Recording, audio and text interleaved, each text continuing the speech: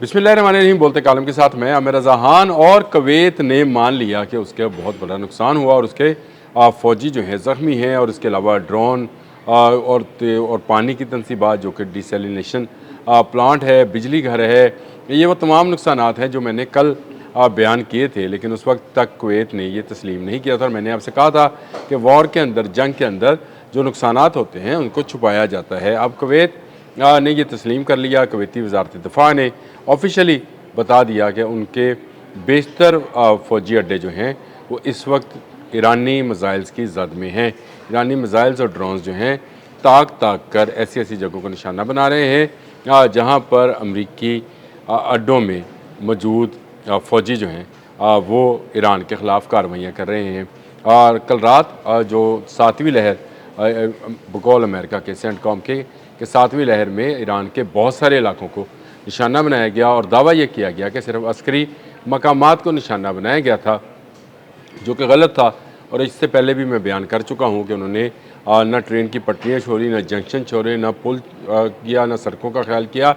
हत्ता कि उन्होंने एक चिल्ड्रन कैंसर हॉस्पिटल को भी निशाना बनाया। इस तरह सिविलियंस अहदाफ को निशाना बनाने के बावजूद सेंटकॉम जो है डिटाई के साथ कह रहा है कि उसने सिर्फ अस्करी मकामात को निशाना बनाया। अगर ये बात पासदारान इनकलाब करें तो बिल्कुल ठीक कहते हैं, क्योंकि वो अभी तक किसी सिविलियन आबादी में कोई ड्रोन और मिसाइल गिराने के ज़िम्मेदार नहीं हैं। उन्होंने तमाम के तमाम फ़ौजी इंस्टॉलेशंस पर हमले किए हैं। आज की जो स्टोरी है इसके मुताबिक तर्जमान ने ये मान लिया है कि कई मराकज़ जो हैं वो तबाह हुए हैं, फ़ौजी कैंप और ड्रोन हमलों का निशाना बने हैं, और जिसके नतीजे में ज़मीनी अफवाज के मुतअद्दिद तादाद नहीं बताई जा रही, मुतअद्दिद अफराज फ़ौजी जो हैं वो ज़ख्मी हुए हैं। इनमें कुवैती भी शामिल हैं और अमरीकी भी शामिल है। कुवैती वो जो इनकी हेल्प करने के लिए इन अड्डों पर मौजूद होते हैं और जो बहुत सारे काम जो हैं सर अंजाम देते हैं, वो भी ज़ख्मी हुए हैं और शदीद ज़ख्मी भी हैं। हॉस्पिटल्स में उनको मुंतकिल किया जा रहा है। और मैं आपको याद होगा कि मैंने कल कहा था कि एम्बुलेंसेस जो हैं वो देखी जा रही हैं, लेकिन मीडिया पर जो है इसको छुपाया जा रहा था कि कोई नुकसान नहीं हुआ। जितने मिसाइल्स आए थे, ड्रोन्स आए थे, हमने उनको इंटरसेप्ट कर लिया। तो इसका मतलब यह है कि कुवैत के अल सालम एयर बेस से लेकर बाकी कुवैत में जहाँ जहाँ पर जो अमरीकी अड्डे मौजूद हैं और जहाँ जहाँ पर उनके रडार्स और मिसाइल्स और फ़ौजी मौजूद थे, उसको ताक कर ईरान ने निशाना बनाया।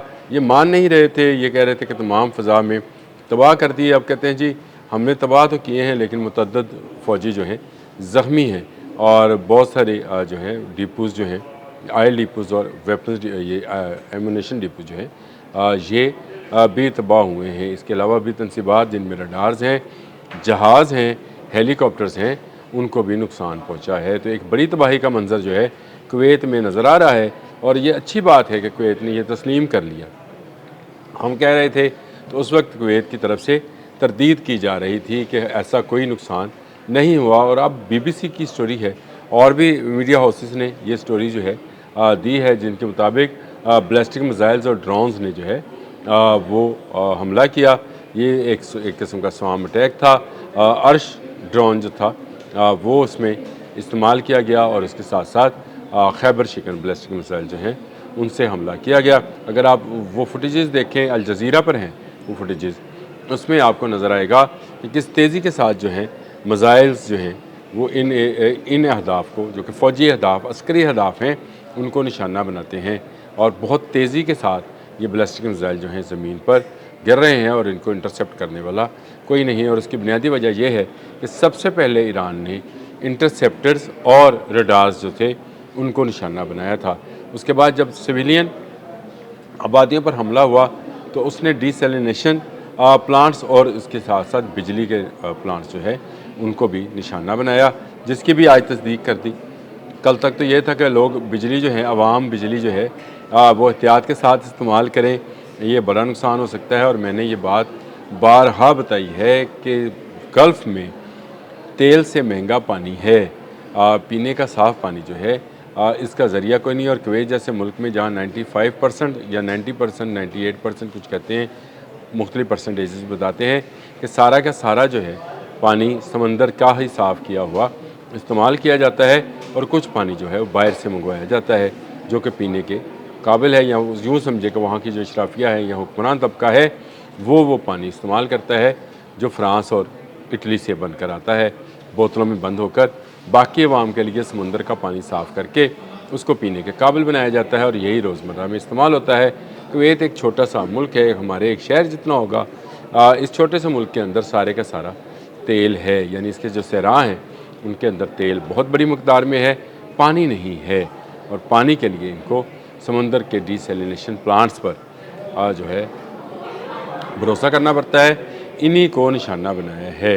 और आने वाले दिनों में आप देखेंगे कि अगर ईरान के सिविलियन इंफ्रास्ट्रक्चर को और सिविलियन जो बिजली घर हैं उनको अगर निशाना बनाने की कोशिश की गई तो ईरान पूरे गल्फ़ में ऐसे ही डिसैलिनेशन प्लांट्स और बिजली घरों को नुकसान पहुँचाएगा। कुवैती वज़ारत दिफ़ा की तरफ से किए जाने वाले ट्वीट में गो सारे नुकसानात का जिक्र तो नहीं किया गया, लेकिन ये कहा गया कि बहुत सारे अहदाफ को निशाना बनाया गया।